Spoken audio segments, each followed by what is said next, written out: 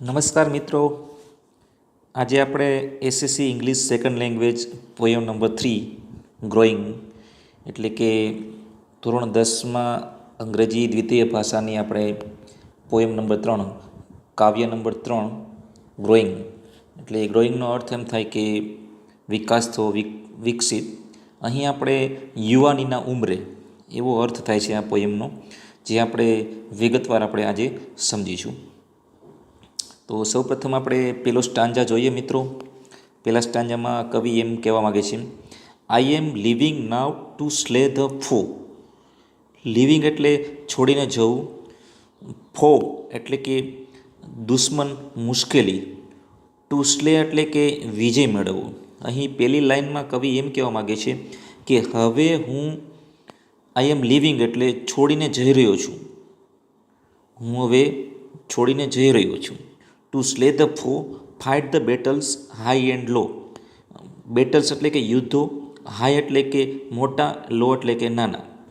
હવે હું જીવનના મોટા અને નાના યુદ્ધ ખેલવા માટે, ફો એટલે કે આપણે વાત કરી તેમ કે લડવું, ટુ સ્લે એટલે કે વિજય મેળવવા માટે, ફો એટલે અહીંયા મુશ્કેલી વર્ત કરીએ. હવે હું જીવનના મોટા અને નાના યુદ્ધ ખેલવા અને ફો એટલે કે મુશ્કેલીઓ સામે, ટુ સ્લે એટલે કે વિજય મેળવવા, લિવિંગ એટલે કે જઈ રહ્યું છું.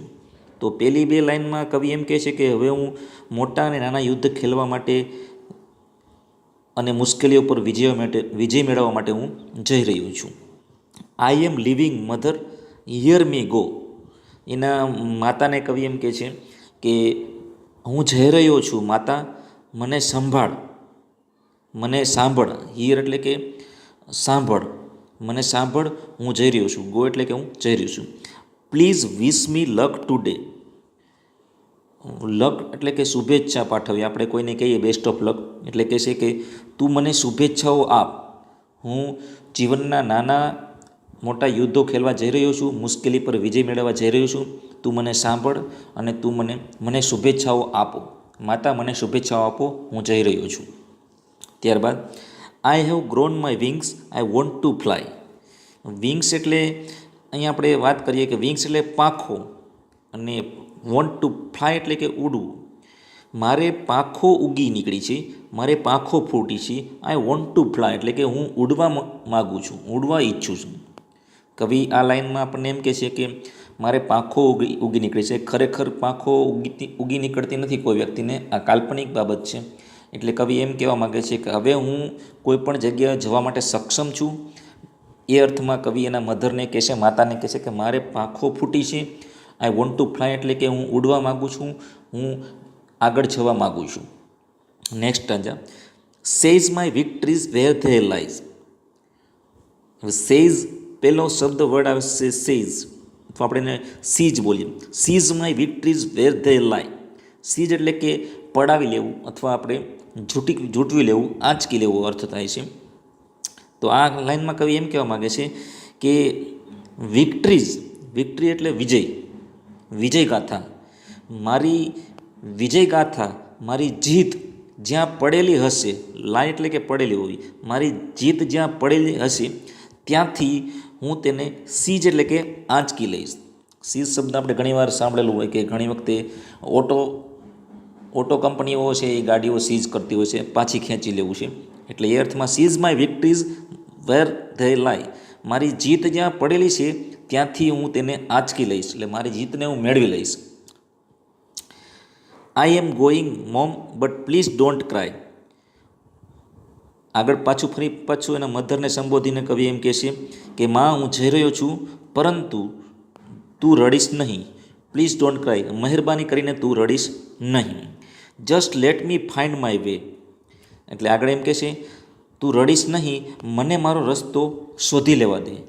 Just let me find my way એટલે કે માય વે એટલે કે મારો રસ્તો મને જાતે શોધી લેવા દે. તું રડીશ નહીં, મારી જીત જ્યાં પડેલી છે ત્યાંથી હું મારી જીતને આંચકી લઈશ અને હું જીત મેળવી લઈશ.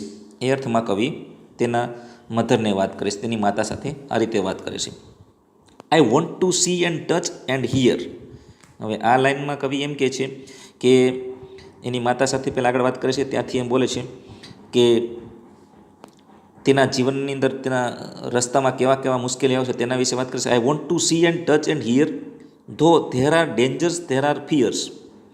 એટલે કે જો કે જોખમો ઘણા બધા છે. ફિયર્સ એટલે કે ભય છે. આઈ વોન્ટ ટુ સી. હવે બીજી લાઇનમાં જે બાબતો આવે છે કે ફિયર્સ, ડેન્જર્સ એટલે કે મારા જીવનની અંદર જે ભય છે, જોખમો છે, તેને મારે તેમને જોવા છે. આઈ વોન્ટ ટુ સી એટલે મારે તેને જોવા છે, કેવા કેવા જોખમો છે. એન્ડ ટચ અને તેનો સ્પર્શ કરવો છે. એન્ડ હિયર અને તેને સાંભળવા છે. મારા જીવનના મારા જે રસ્તે હું ચાલી નીકળ્યો છું તેમાં કેવા જોખમો છે, કેવા ફિયર એટલે કે ભય છે, મારે તેને જોવા છે, તેનો સ્પર્શ કરવો છે અને સાંભળવા છે. I will smile my smiles and dry my tears. હવે અહીં એવું કહેવામાં આવે છે કે હું મારી ખુશીઓ I will smile my smiles એટલે કે હું મારી ખુશીઓ માણીશ. એન્ડ ડ્રાય માય ટીયર્સ અને મારા આંસુઓ હું સૂકવી દઈશ, એવા અર્થમાં વાત કરી છે. પરંતુ આપણે અર્થ એવો થશે ટીયર્સ એટલે આંસુ, ડ્રાય માય ટીયર્સ એટલે કે હું મારા આંસુઓ સૂકવી દઈશ અને હું હંમેશા હસતો રહીશ. એનો મતલબ એવો થાય હું ખુશીઓ માણીશ અને મારા દુઃખ જાતે દૂર કરીશ.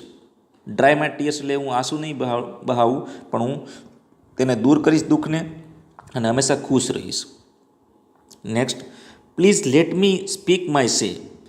મહેરબાની કરીને, કૃપા કરીને મારે જે કહેવું હોય તે મને કહેવા દે. તેની માતાને કવિ એમ કહે છે કે હું મારા દુઃખ દૂર કરી દઈશ, હંમેશા ખુશીઓ માણીશ, દુઃખો જાતે દૂર કરીશ, મને જે કહેવું હોય તે કહેવા દે. I am off to find my world my dreams. અહીં આપણે ડ્રીમ એટલે સ્વપ્ન, વર્લ્ડ એટલે વિશ્વ. I am off to find my world my dream. એનો અર્થ એમ થાય છે કે હું મારું વિશ્વ શોધવા, મારા સપનો સાકાર કરવા. કારો માય નાઇટ સ્યુ માય સીમ્સ. કાર્વ નીચ NICH લખ્યું છે, નાઇક પણ બોલી શકાય ને. એટલે કાર્વ નાઇચ એટલે કે સ્થાન કંડારવું. કાર્વ એટલે કંડારવું, માય નાઇચ એટલે કે હું મારું નસીબ અથવા મારું સ્થાન પોતે કંડારીશ. મારું સ્થાન કંડારવા, મારી જાતને ઘડવા હું નીકળી પડ્યો છું. મારા નસીબને ઘડવા માટે હું નીકળી પડ્યો છું. મારા સપનો સાકાર કરવા, મારું નસીબ બનાવવા હું નીકળી પડ્યો છું. સ્યુ માય સીમ્સ એટલે કે જાતને ઘડવી. Remember as I sail my streams. Remember એટલે કે તું યાદ રાખજે. એની માતાને કહે છે તમે યાદ રાખજો મારી આ મુસાફરી. સેલ એટલે મુસાફરી. નૌકાયાત્રી હોય તેને સેલર કહેવાય, નાવિક કહેવાય. એ રીતના સેલ એટલે કે મુસાફરી. મારી આ મુસાફરી, આઈ સેલ માય સ્ટ્રીમ્સ એટલે કે તું યાદ રાખજે મારી આ મુસાફરીમાં I love you all the way. હું દરેક જગ્યા, દરેક રસ્તે હું હંમેશા તને ચાહતો રહીશ. હું કોઈ પણ જગ્યા જઈશ તો હંમેશા તને ચાહતો રહીશ. મારી આ મુસાફરીમાં હું હંમેશા તને ચાહીશ. એવી તેની માતા સાથે કવિ વાત કરે છે. પોએમ છે બ્રુક મુલર નામના કવિ દ્વારા આપણી સમક્ષ લખવામાં આવેલી છે. ખૂબ સરસ મજાની પોએમ છે.